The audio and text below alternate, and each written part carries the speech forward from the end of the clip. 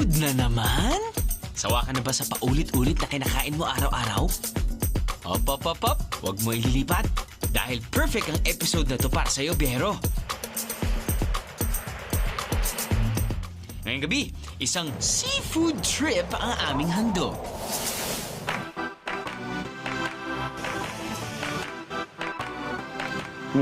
It's like, when we see food, we eat! Ayos ba? Ihanda ang tiyan sa all-fresh seafood sa seafood capital ng bansa. Kapis! Hirap ng trabaho ko. Ano? Sama ka sa biyahe ko?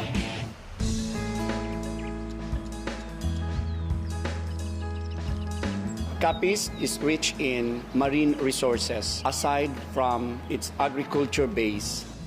Bukod sa pagtatanim, pangingisda ang pangunahing kabuhayan ng mga taga-Kapis, lalo na sa mga nakatira sa Bay Area tulad ng Rojas. Inabutan pa namin na nangingisda ng panghapunan ang mga kabataang to. Talagang sagana pa rin sa yamang dagat ang probinsyang to. Captivating Kapis indeed. Aba, simulan na natin ang pinunta ko rito. Seafood sampling agad ang una sa aking itinerary. Kapag sinabi kong seafood, seafood talaga mga biyero. Simula pa lang yan. Oo! Pasahin mo na yan.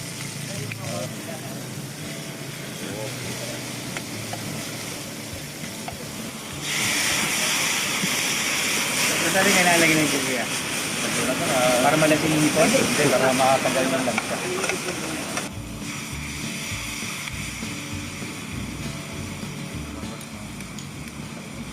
Adige. May natira, haluin ko lang sa kanin mamaya.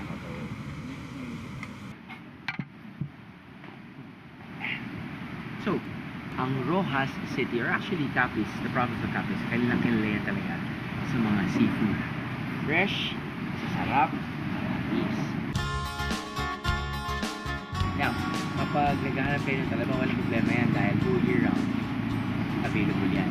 Pero kapag naghahanap naman kayo na sabihin natin grouper or yung mga alimango katulad nito na malalaki at masasarap, may mga season din yan.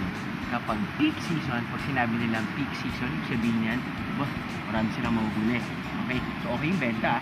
Sabihin nun, maraming huli, yung presyo, steady.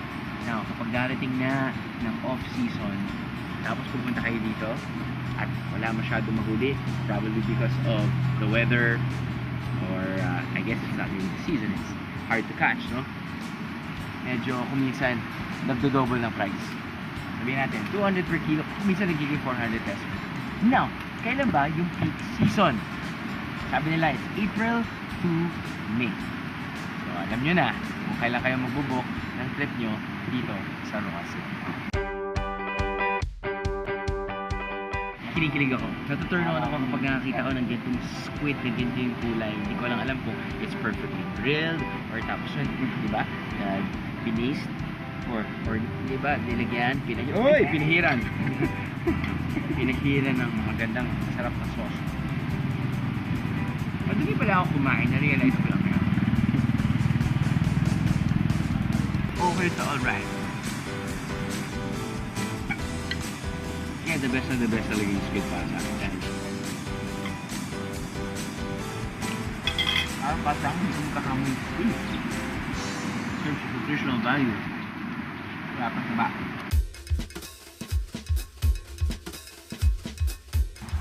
Oh! Isda. I'm guessing ito ay talige.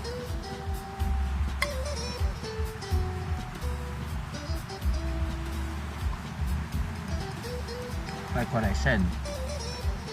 Minsan hindi ko talaga ma-pinpoint yung difference na kinain kung talige o blue marlin. For me, depende yan sa pagluto. At ang pagluto na ito ay masarap. Hindi yung crusty. Hindi masyado matigas, so hindi overcooked. Walang kamatayang scallop. Naalala niyo pumunta tayo sa Gigantes Island? Kala mo? Sand. Yung pala, shell. Shell mula sa scallop. Pati mga aso. Mga aso. Hindi naman ako makain ng scallop pero wala sila magagawa. Yun, galing sa abot nila. Pero para sa akin, kahit aso ako, worth it. Masarap yung scallops. Kasi sisimut-simutin na yung cheese. You know?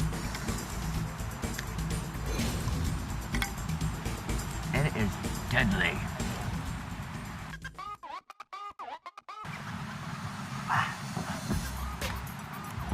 Minsan talaga nagkakatalo sa sauce, no? Kung paano iniluto yung crab at kung gaano kadaming makikita mong puti. Tawag ko doon puti. Dahil, yung laman, di ba? Money shot. Money shot.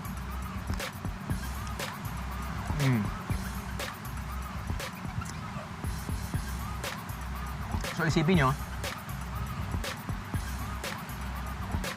October na yan. Feeling ko kumakain ako ng sandabakmak ng pera. Dahil ang mahal nito ngayon, guys. Pero kahit hindi peak season, not sure naman kung nagbabago yung lasa nila, di ba? Pero masarap pa din.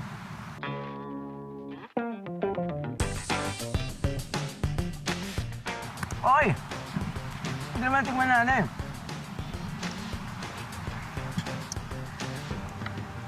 Tiger prawns na niluto sa gata at alige. Baka hindi pala to. Yun.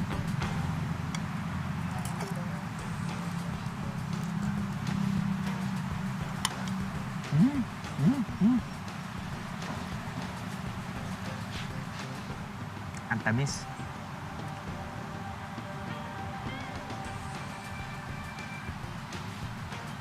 Diba?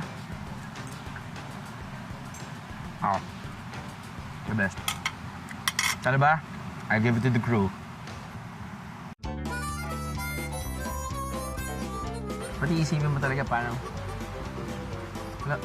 lakanta lang talaga kapag bibisitahin mo isang lugar na tabing dagat. Alam mo parating, hopefully, no? Yung seafood na kinakain mo parating fresh. And, of course, more affordable. From fresh seafood to my sweet tooth. Time out muna tayo sa mga sariwang isda to sample different sweets and pasalubong options here in Rojas Capiz.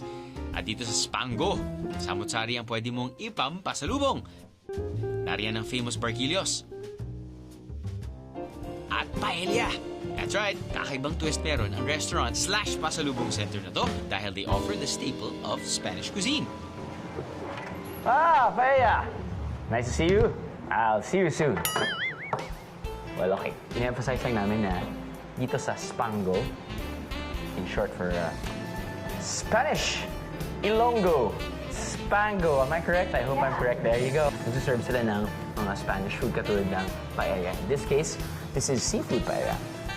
Ang isang order ng paella na good for 8 to 10 persons, 1,500 pesos na. Pinuntahan talaga natin dito ay ang kanilang mga pies. Specifically kasi meron silang mga meat pies, meron silang apple pie. Pero itong masarapan natin ay ang kanilang bestseller. And this is Zebuco pie. Zebuco pie? Okay, that's French, but buko pie. Yep, you heard me. Di lang sa Laguna at Quezon sikat ang pie na to. Dahil dito sa parte na to ng Visayas, ito ang pambato nilang buko pie. Sulit na rin ang mga buko pie na ito sa halagang 400 pesos. Kasya na yan sa 6 o hanggang 8 tao. Basta tig single serving lang, ha? Pasensya na. Mga symptoms kapag marami ng kinain. But it's okay.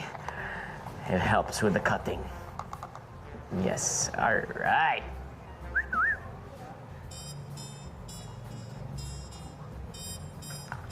Buko pie. Now, this is gonna be tough dahil alam naman tayo, mahilig tayo sa buko. Marami na tayo natikman ng buko pie, lalo na sa Luzon. Diba? We went to Laguna a couple of years back. We went to Quezon province kung saan sandamakmak na buko ang mahahanap mo doon. At syempre, kung marami mga coconut trees, Marami gagawa ng lambanog. Buko pie. Buko pie.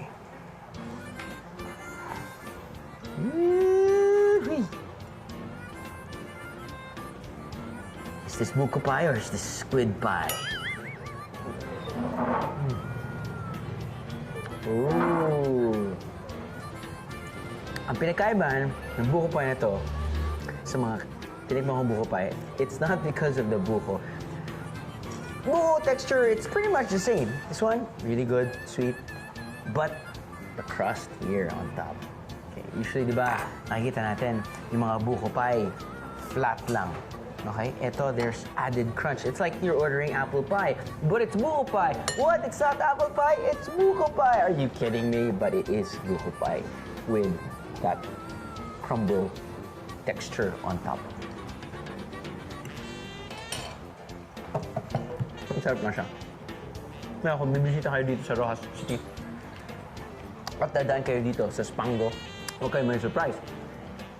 Na, makikita nyo lang dyan si Jeff Ackerman or Marian Rivera dahil sabi ng owner. Kapuso fan siya at dumadaan na dito mga celebrity stars or mga celebrities. Yep, I pulled out the celebrity card. But yeah, this is a good pie. This is a really good pie actually. Ito yung mga isa sa mga tatatak sa isipan ko. Kala ko nga seafood lang dito sa Rojas eh. I am full. Hirap ng trabaho ko.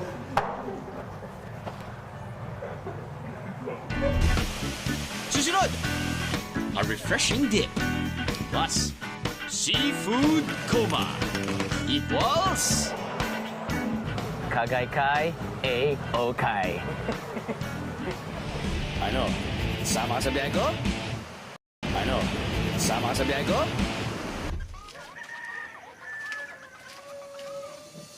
Palaging sinasabi na ang Capiz has a little of everything. Meron tayong beaches, meron tayong community-based tourism na kung saan ay we have a complex of waterfalls and beaches. Bukod sa pangingisda, pagtatanim, ang isa pang pinagkakaabalahan ng mga taga-Capiz. Kung sa mga Bay Areas ng Capiz mayaman sa isda, sa kabundukan at kapatagan naman, hitik sa mais at palay. Pero isang kakaibang yaman naman ang matatagpuan sa barangay Tabun Acan ng Pilar, Capiz. Ito ang Hinulugan Falls. Welcome to Tarlac. Asma de Carrera. Ganda na, Luisita. Heads up mga biyero, medyo may kalayuan mula sa Rojas City ang Pilar, kaya naman mas maganda ng planuhin mabuti ang inyong pagpasyal dito. 1.5 hour land travel, 1.5 hour bumpy 4x4 ride, at 15 minutes na trail walking ang kakailanganin bago nyo matuntun ang Hinulugan Falls.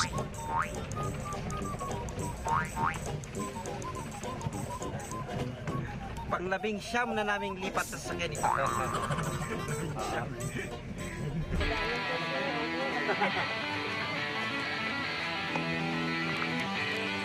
At pagdating nyo dito, oh, tsak mahuhulog ang loob nyo sa Hinulugan.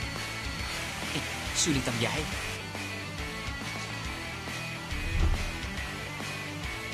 Sa taas ng 40 talampakan, isa ang Hinulugan Falls sa pinakamataas na talon dito sa Capiz. 3 oras. Hindi ka lalangoy? Yes!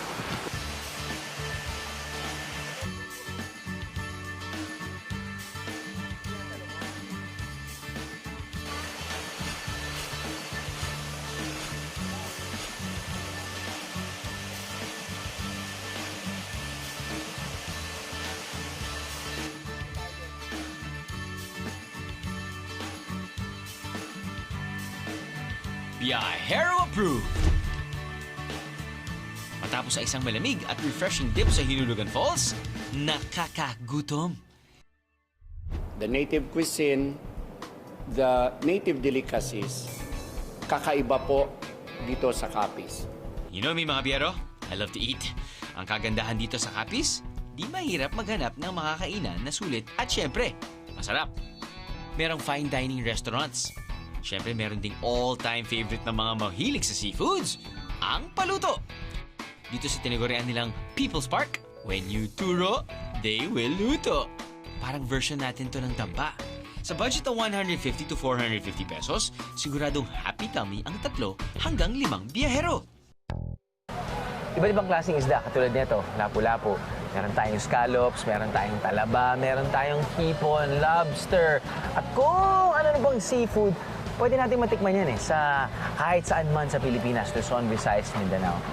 Pero may isang dish dito na dito mo lang mahahanap sa Capiz Province. At ito ay ang kanin. Laka lang. Ito, ang tawag nila dito ay kagaykay.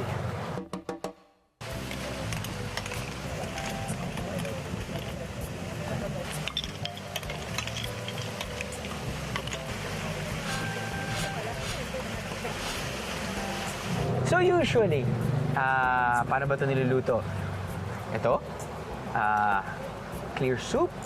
At yung pangalawa, parang sinosauté daw with ginger para matanggal yung lansa. And, the black bean, which is tausi. And different stuff, which I will soon find out. But, hindi ko nakakainin yan. Okay? Kapag live yung show na to, malalaman nyo na 20 minutes ago, kumain na ako ng sandabakbak na seafood. So ito lang talaga yung focus ko. Okay? Okay. Di ba pag mag-order kayo ng clam clear soup, malalaman nyo na yung lasa ng clam, di ba? Pag sasabaw pa lang. Alam niyo yan, di ba? Yung aftertaste. Kagay nga. Asip naman alam ko na. But it's clam soup. They're not lying. Kaya next ako malaman yung texture ng laman.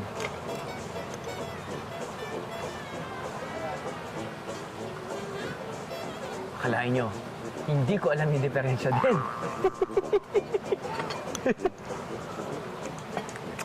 Pero ang kinaganda nga yan, sabi nga nila na yung kagaykay, kapag bibili mo sa supermarket, aabot ng mga 60 pesos per kilo. Maganda niyan dahil nga maraming kagaykay dito sa Capiz Province. Di parating fresh ang nakukuha nila, sandamakmak. So alam mo, kapag mag-order kayo sa restaurant dito sa Roa City or anywhere sa Capiz Province, alam mo it's fresh. It's good. Uy, mas malaki to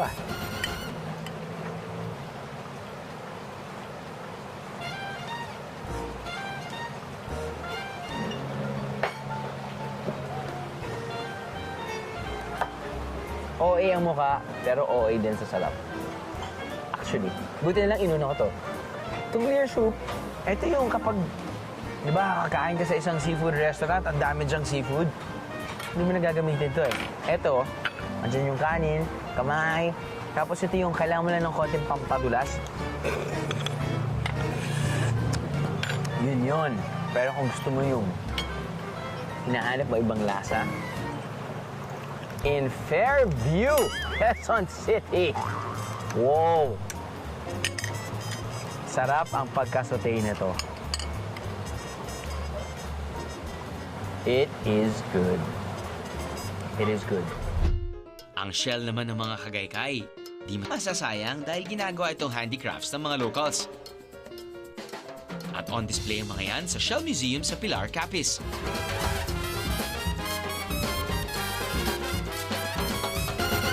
And usually, hindi ako makain ng clams, ha? Alam nila yun. Good job. Kagaykay. Kagaykay, A-okay.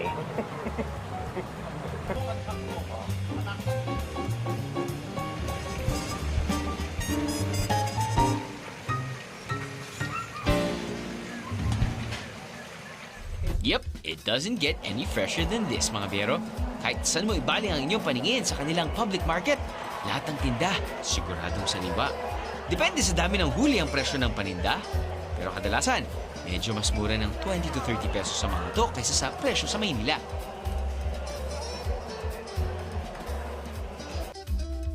O sa pinagmamalaking seafood ng Capiz, kahanga-hanga rin ang kultura ng probinsya. Kitang-kita yan sa mga century-old structures tulad ng simbahan ng Santa Monica, kung saan naroon ang pinakamalaking kampana sa Pilipinas. Dinarayo rin ng mga deboto ang shrine na to ng Birheng Maria na nagsisilbi ng landmark ng Capiz. Di ka man Katoliko, isa pa ring must-visit ng simbahan dahil pwede mo akyatin ang tuktok ng bell tower para makita ang 360-degree top view ng buong Capiz. Bukod pa yan sa Dakunga Linganay o Big Del, one-stop place for everything historical naman ang kanilang museum. Dito, makikita mo ang iba't ibang artifacts ng pinakasikat ng tao na nagmula rito, ang dating Pangulong Rojas. Ang Capiz ay mayaman sa kultura, kasaysayan, at ang greatest asset ng Capiz ay ang kanyang mamamayan. Abangan nyo to mga biyero, kakaibang nightlife ang trip namin sa Capiz. Night caving and snail hunting. Babagong adventure sport to ah. Ano? Sama ka sa biyahe ko? Ano? Sama ka sa biyahe ko? Nadayo po dito yung seafood kasi the best ditong sariwa, mamora. Pinupuntahan ng turista yung pinakamalaki naming doong Bell. Yung beach namin na pinakamalawat at saka malinis na malinis, dito makikita nila at saka makakain nila yung the best ang seafoods. Ang rates lang po namin maggaya ng seafoods, yung shrimp, pwede sila maka-order ng 100. Tapos yung sugpo, 5 piraso, depende sa laki, 100 din. Pag toro, luto agad. Hindi problema ang matutuluyan sa Roa City. Dito sa San Antonio Resort, they have rooms for every budget. From single bed to deluxe to family. Siyempre, kumpleto yan sa amenities.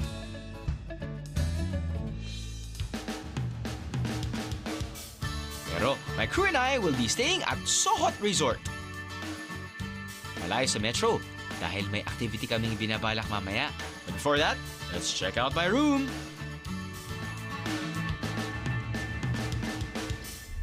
Boys and girls, my room for today. Welcome to Suhot Cave and Spring Resort. Feeling ko, ito na yung pinakamagandang kwarto nila. Kung minsan, papupunta ka sa isang probinsya na, hindi pa ganun kasikat, hindi mo masyadong kilala. Kung minsan, kinakabahan ka, oh no, saan kaya ako pwede matulog? Don't worry. Ang isang gabi sa room na to, 750 pesos. At good for two na yan, ha? O ba, murang-mura yon? At kanina, 5 minutes ago. Again now. Ayun. So, tinest nyo, nag-warm up na ako dito sa kama ko. King-size bed, by the way.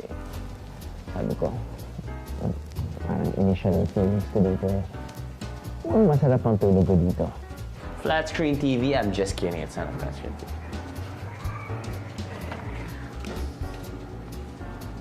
Oo, may malaking mirror. Pero pupunta talaga tayo dito sa aking CR. Kung minsan nagwa-wild ako pag nasa CR ako, buti na lang, pintura niya ay peach. May mga ibang jail cells daw, kulay peach or pink para ma-tame ang personality ng mga tao na. At least hindi ako masyado mag-wild dito. Mamaya siguro, yun. Upo ako dyan, mag-wild ako. Ano ba ito? Room or house?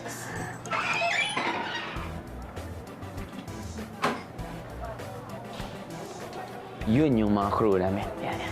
Yan yung crew. Nagsushoot lang sila. Yun yung mga kasamahan ko. Oo.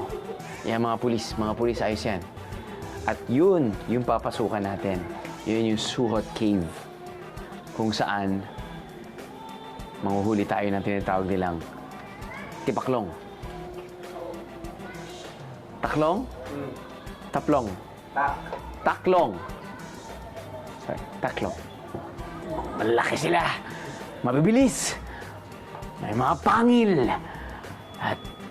At naninirahan lang sila sa dilim. Okay. Ay. So yan. So, sabihin ko sa inyo kung masarap yung tulog ko mamaya. Okay?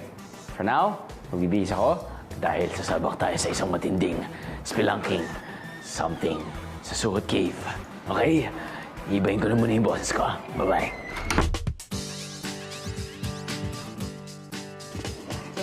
Mukhang aabutan na kami ng gabi sa aming caving adventure.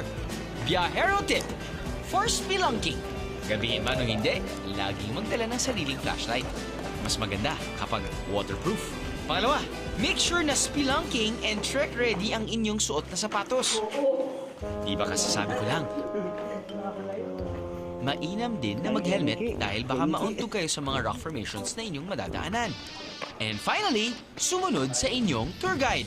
Tandaan, sila ang mas may alam ng daan sa loob ng kuweba, kaya huwag na magpabida. 10 pesos lang ang entrance fee dito, pero syempre, magandang bigyan ng konting tip ang mga tour guide nyo dahil di biro na mag-tour sa loob ng kuweba mga biyero. So, into the 10th minute sa pagpasok natin dito sa cave na to. Kaya naman ng mga beginners, no? Syempre, kailangan sumunod lang kayo sa inyong mga guides. Dahil umulan ngayon, kung makikita niyo yung tubig, may halo ng putik. Itong daan na to daw, usually hindi malalim. Kasi may papunta dito na parang pwedeng magandang langoyan. It's gonna be very clear. But the thing is, sabi nila, dahil nga umulan, naghalo na yung putik pati yung tubig. But, hey, ang mangyayari niyan, dito na rin tayo, subukan na natin, di ba? Yung tubig dito ay hindi natin alam. Ngayon, sa sapatos lang, baka pwede umabot dito. Dahil 5'10 ako. Ito, fine, okay. 5'10.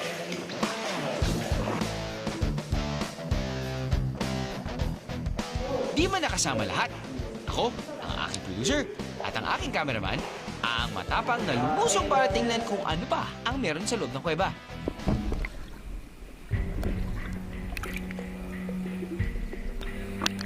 Lampas bewang ang tubig na aming dinaanan. Tapos parang palit ng palit ang mga lagusan. Usually daw, dinadala nila yung mga turista dito. Pero wala na nila pinagalang dahil hindi nila alam kung gaano ka deep. Gaano kalalim ang tubig. So, you can swim. So, you know how to swim, but we have to get into it. Okay? Smart tourist or a smart traveler is a happy traveler.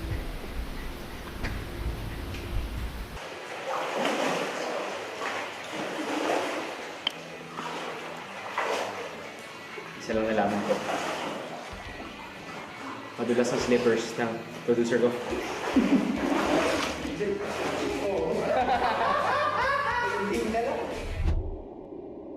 Pagpatak ng dilim.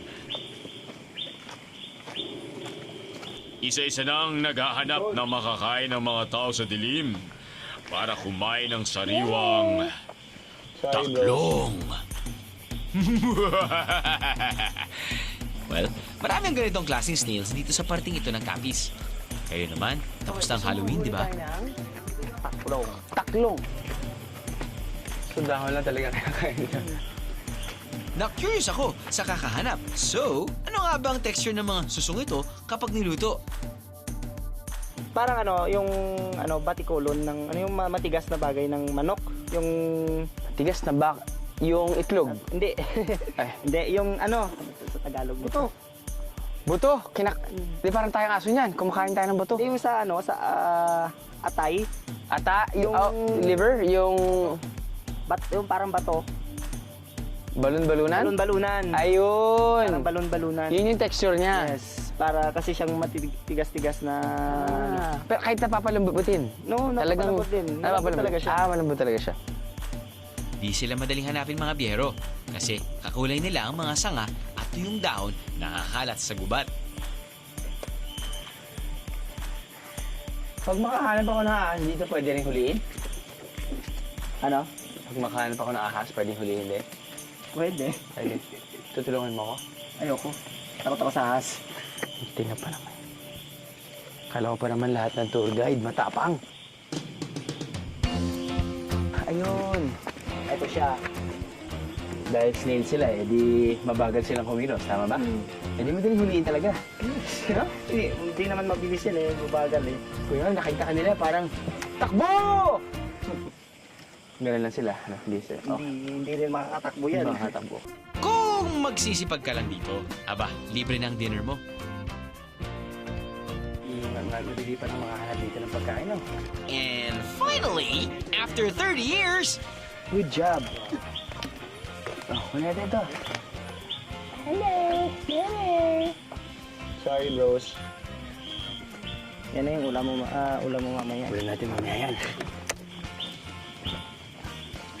presenting adobong taklong sa gata. At syempre, in true Kapisnon fashion, nakabandera rin ang iba pang native delicacies na sikat dito. Pasensya na po, hindi ko masasabi sa inyo kung ano yung mga titulo ng mga pagkain na ito dahil kapo, iba talaga yung lengguwahe, hindi ko rin talaga na-memorize. So, ito alam ko ang tsara. Atsara bamboo shoots. Ito, atsara ng ubod ng coconut. Ito, manok na pinupo sa asin. Ang kailangan ko lang talagang maalala ay ang hinuli natin kanina. Ito yung tinatawag nilang taklong. Buti nga umulan dahil sabi nila, mas marami raw sila kapag umulan. At steady sila sa dahon. May dahon, nandun ang taklong. No, kanina, yung pagkahugot ko sa dahon, medyo white yung body niya eh. Diba? Ngayon, hindi ko alam dahil sa sauce, inadobo kasi to. Baka nagbago yung kulay dahil sa sauce or nagbago yung kulay dahil niluto na. Di ba? Usually yung shrimp, minsan, itim, biglang pag niluto, pula. Now, ewan ko. Ayun no, makikita mo na. Ayun siya. Ito yung nakikita natin sa TV, di ba? Yeah.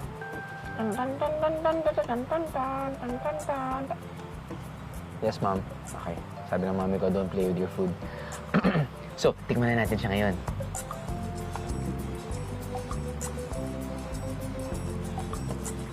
Well, actually, inadobo siya, pero ano siya eh? Nilagyan ng gata. Masarap. Sarap yung paggagata niya. Anyway, yung texture niya, mga bihero, parang squid eh. Para sa akin talaga parang squid. Sabi ni Kuya, parang balon-balunan daw. Hindi ako makain ng balon-balunan. So, tama siya siguro.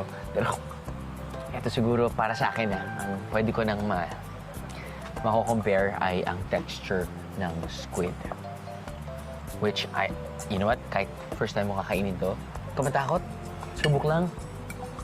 Think of squid. No aftertaste, sarap ng gata. Now, what do we have here? Dinuguan na manok sa pinuripot nga balong. Yan. Ayan. Para hindi na mahirap yung editors natin, no? Interesting. From afar, kala mo, uy, tinolang manok. May gulay? Hindi. Ooh! Parang tinola. Kung talaga maiintindihan yung mga salita, kanya-kanya yan, walang basagan ng trip. Pero ang tawag dito ay burnigas. Burnigas, pero malambot. Siya manigas. Tikman ko na yung atsara kasi diba ako, pag kumakain ako ng tapsilog, ang sarap na may konting asim na tamis dun sa alat eh. So feeling ko, yun yung nagagawa para sa akin ng atsara. Pero itong atsara na to, ubod mula sa coconut. Okay din talaga yung atsara, no? Of course, in English, pickled. Pickled whatever. Pickled bamboo shoots. Pickled, ano bang ubod sa English? Basta you know what I mean. Good. It's really good. Kung di naman kayo into exotic food, don't you worry. Sa San Antonio restaurant, they serve seafood with a twist. Ito ang kanilang seafood pizza. Actually, this is the highlight of the show. Ito yung naisip natin na tayo mismo kumuha, pinaluto, tinikman. Mas masarap kapag meron kang kinakain na may istorya. Ito ang magiging story niyo kapag bibisita kayo dito.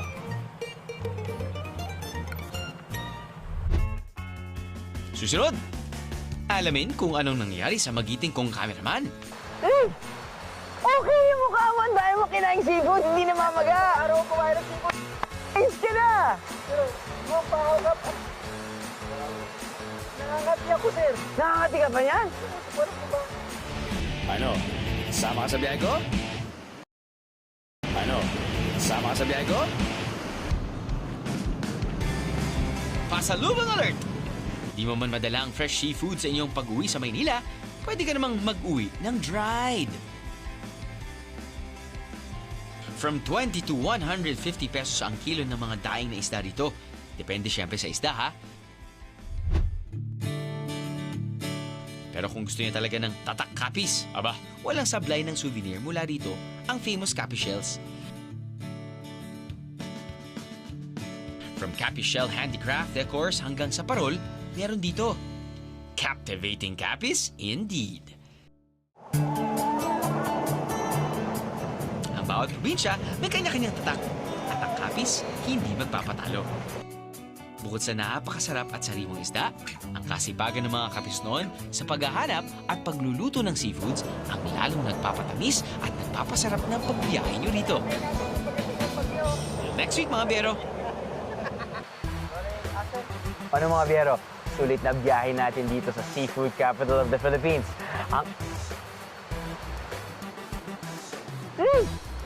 Okay yung mukha mo dahil mo kinain seafood, hindi namamaga. Araw ko kumain ng seafood. Wala nangyari sa'yo. Okay na ako? Ayos ka na. Pero, mumpahaw ka pa. Nangangati ako, sir. Bakit ka nangangati? Hala! Isa kang si Reyna! Si Reyna! Shokoy! Merman, Shokoy!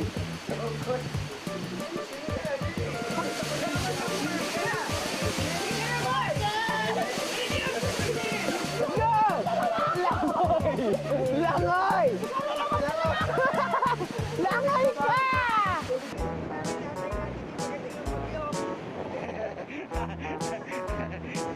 Mel, mukhang lumalakas na yung hangin dito, no? Nakikita po natin na nawawala na po unti-unti yung mga tao at nakikita rin natin na 2 restaurants na lang po ang natitira. Opo. Yung mga waves po kanina hanggang bintila ngayon parang parating na po dito.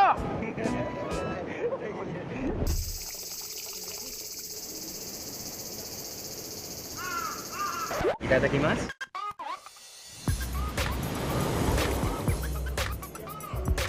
Happy coming is a happy viajero.